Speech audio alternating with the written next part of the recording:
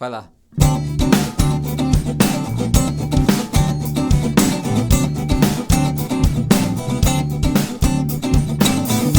Coronel Antônio Bento, no dia do casamento de sua filha Juliana, não queria sanfoneiro, foi pro Rio de Janeiro, convidou Benê Nunes pra tocar. Olerê, olará, desse dia Bodocó, faltou pouco pra virar.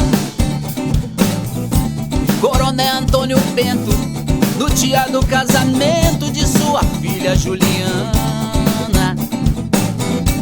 não queria sanfoneiro, foi pro Rio de Janeiro, convidou Benê Nunes pra tocar.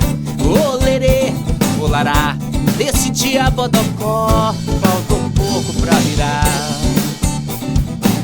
Todo mundo que mora por ali, nesse dia não pôde resistir. Quando ouvia o toque do piano, rebolava, saía requebrando. Até Zé Macaxeira, que era um noivo, dançou a noite inteira sem parar. Como é costume de todos que se casam, fica doido pra festa se acabar.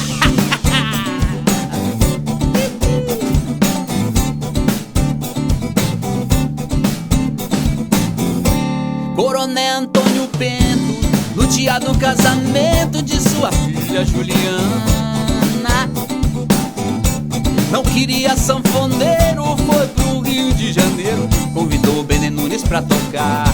Olerê, olará, nesse dia Bodocó, faltou pouco pra virar.